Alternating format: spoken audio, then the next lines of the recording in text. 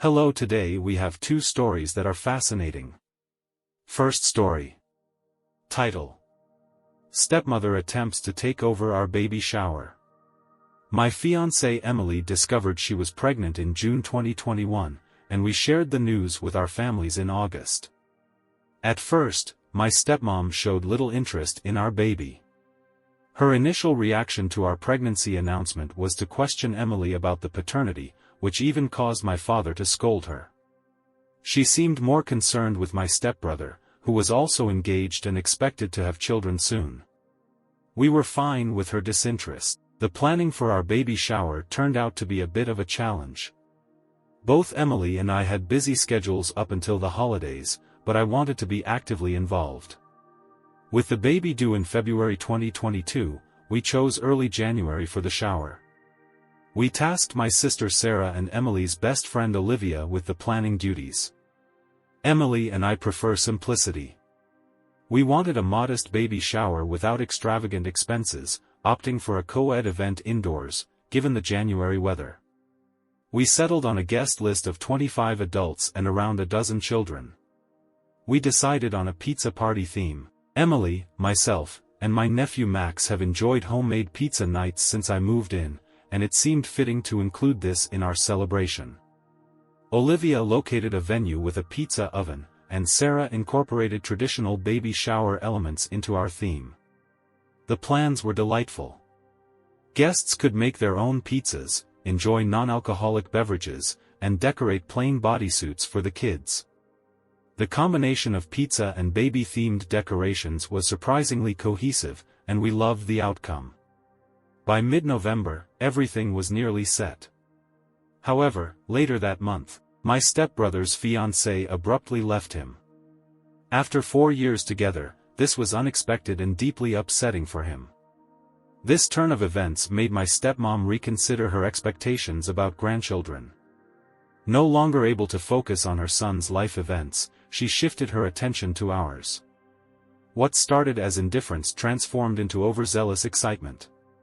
She began flooding Facebook with posts, wore promoted to Nana shirts, and became very involved.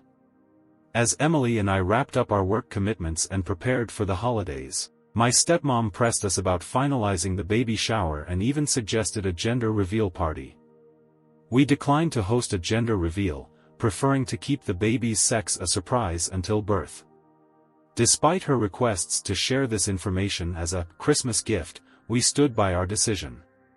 We also made it clear that we did not want her to overstep her boundaries regarding the baby shower. She informed my father, and he persuaded Sarah to allow my stepmom to assist with the plans. Sarah was living with them at the time, so she had little choice in the matter. She contacted Olivia, and they agreed to meet my stepmom for coffee. Although I wasn't present at this meeting, Sarah later filled me in on the details. Before they could discuss their own ideas, my stepmom began outlining her elaborate plans. Sarah described how she produced a surprisingly bulky binder from her bag, labeled "Oh, Baby," with colorful tabs and snippets of fabric peeking out. She quickly turned to the section about the shower. It was brief compared to the rest of the binder, but still detailed, focusing on her singular vision for the baby shower. Sarah sent me photos, and they were quite something. I'll admit, the setup looked like something straight out of an Instagram feed. However, it was more showy than practical, and clearly costly. The decor included balloons, oversized teddy bears, giant alphabet blocks, and tacky signs everywhere. My stepmom prioritized aesthetics over comfort, opting for stiff chairs and gourmet dishes that seemed inedible. Many included soft cheeses, which Emily couldn't have. The chosen color scheme was 3 shades of pink with gold accents. We would have been open to a pink-themed baby shower if it had been more tastefully done, but the decoration looked like a mix between a Barbie explosion and Hello Kitty's birthday gone wild. When Olivia mentioned that we didn't know the baby's sex yet, my stepmom insisted she just knew it was a girl. Spoiler alert, she was wrong. My stepmom also wanted an exclusive, child-free party with upscale catering and alcohol. She even made a guest suggestion list featuring many of her own friends, excluding both our mothers, and suggested party games that appealed to no one. The only consensus was that the event should be held indoors. Sarah and Olivia had no chance to present their ideas until my stepmom had finished her pitch. Once they did, they explained that while some elements of her concept could be integrated, they had already committed to a pizza theme. She objected, but Sarah firmly reminded her that they had already approved the plan since the shower was only a month away. My stepmom even called me to persuade them to change their minds, but I simply echoed what they had said.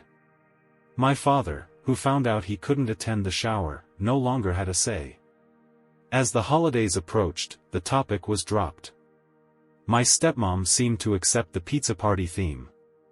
Olivia managed to incorporate some of the pink decorations my stepmom wanted, blending them with blue accents and even including one of the giant teddy bears.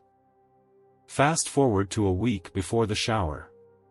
Emily was nearly 8 months pregnant. All purchases were made, all guests had confirmed, and everything was prepared. The shower was scheduled to start at 7 p.m. My stepmom volunteered to arrive early at the venue to set up. Sarah agreed, mainly to prevent any complaints about not being involved, and the venue allowed them to drop off their decorations beforehand. Emily and I promised to be there by 6 p.m. 2 days before the shower, however, the venue called Olivia.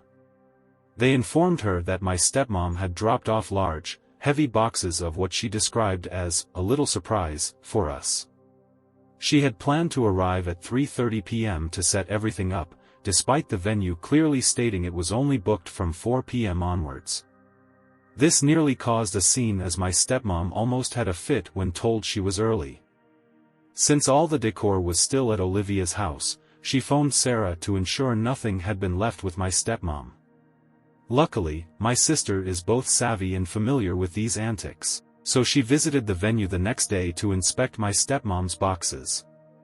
She wasn't surprised by the contents but was nonetheless astounded by my stepmom's gall. Each box was packed with pink, frilly decorations. Some were identical to the items my stepmom had previously shown Sarah and Olivia. The signs, balloons, and placemats were all there. Realizing my stepmom's plan to set up early and dominate the baby shower with her vision of a pink paradise, Sarah called Olivia to strategize. They couldn't intervene at 4 p.m., making it likely that my stepmom would have her way. The obvious choice seemed to be discarding everything, but Sarah had a cleverer plan. She called me and Emily that evening. "Hey, wanna wreck a party in 2 hours?" Sarah lured my stepmom into a salon trip, feigning a coupon deal, and they agreed to meet right after the venue was set up. At 4 p.m. the next day, my stepmom finished her setup by 5 p.m. and hurried off to meet Sarah.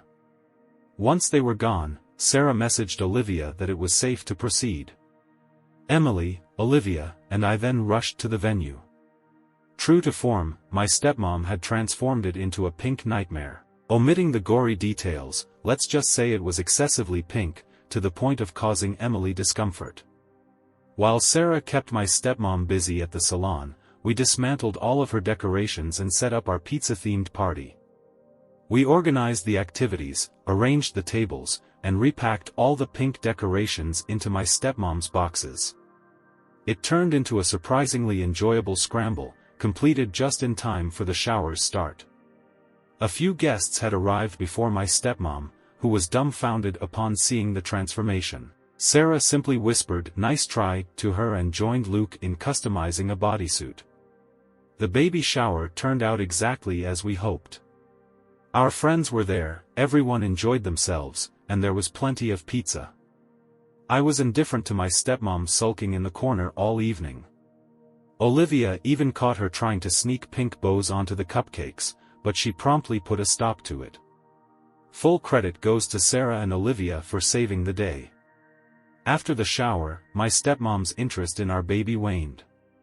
She stopped wearing her Nana shirts, didn't visit us at the hospital, and refused to acknowledge he was a boy until she finally met him weeks later. We eventually went no contact, and honestly, I'm grateful my son will never know her. Second story. Title: Faced with an ultimatum, choose between my parents or my boyfriend. I'll try to keep this brief. I'm an only child, and my current boyfriend, whom I started dating 6 years ago when I was 19 and he was 20, met at a community college. After that initial period, we attended different universities within an hour's drive from each other. My parents first met him during a dinner we all shared together, and it appeared to go well. However, tension arose when we visited his parents, who live about 2 hours from my parents. My mom expressed her disappointment that we didn't visit them as well, feeling somewhat betrayed by the decision. Later on, my parents invited me to our family cabin, and my boyfriend came along. We used my car, which was already packed with essentials. Upon arrival, my dad took me aside and criticized the fact that I was driving, insisting that as the man, my boyfriend should have been driving. This set a negative tone for the stay. While at the cabin in Tahoe, where it gets quite cold, my boyfriend wore a hoodie with the hood up at times, which my parents found odd and rude, further fueling their dislike. Throughout our relationship, it became evident that my parents did not approve of him, citing that he wasn't a good fit for the family. They stopped short of asking me to end the relationship, acknowledging my adulthood, but insisted on keeping my romantic and family lives separate. They preferred not to hear about him and barred him from our home and the cabin. Despite his lack of any major faults such as cheating, abuse, or drug issues, which would typically concern parents, they remained distant. The situation escalated to an ultimatum from my parents, warning that I would eventually have to choose between him or them. They also doubted his career ambitions, telling me he wouldn't become an attorney or amount to much at all. After completing my undergraduate degree, I began working at a financial firm. Meanwhile, he graduated from UC Berkeley and was accepted into a law school on the other side of the country. Despite the distance, we committed to maintaining our relationship until he could return to California. He has since graduated from law school, moved back, and recently passed the bar exam. He is set to start working at a law firm in October, holding a contract since the previous year. Despite his achievements, my parents have been kept in the loop.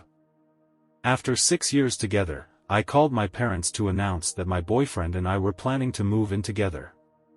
About 20 minutes later, my mom texted back, expressing that she didn't want to dampen my spirits but felt that this path I was choosing would exclude her and my dad from my future. She mentioned that they love me, but can't be part of my life if I stay with my boyfriend. I replied that I couldn't comprehend their stance. Following this, they sent a barrage of texts expressing their sorrow, claiming they felt like they were losing their daughter and describing the situation as heartbreaking. They emphasized that this was my choice and my fault.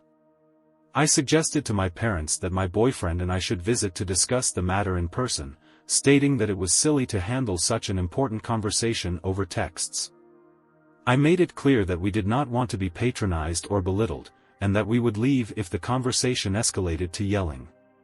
My parents responded, willing to meet me alone but explicitly stating that my boyfriend was not welcome. That evening, my boyfriend attempted to call my father to discuss any legitimate concerns, but my dad did not answer and only replied over a week later. He texted back that they had never really liked my boyfriend, wished to resolve this with me alone, and blamed us for not addressing issues sooner. My father also criticized my boyfriend's education, mockingly stating that Berkeley isn't a man's college. Moreover, during an incident in college where my professor misplaced my final exam, my parents blamed my boyfriend, suggesting that such distractions were the reason they opposed our relationship in college. They have consistently found ways to attribute any issue to him. Their only somewhat valid concern was that he wasn't working, but this was because he was in law school, aiming to become a lawyer. My boyfriend is genuinely kind, calm, and loving, yet it seems my parents' pride prevents them from accepting him. This situation leaves us both wondering if such parental behavior is normal, or as incorrect as it feels to us. For clarity, my boyfriend and I, as well as my parents, are of the same race and similar financial backgrounds. I've left no important details out, Seeking objective feedback.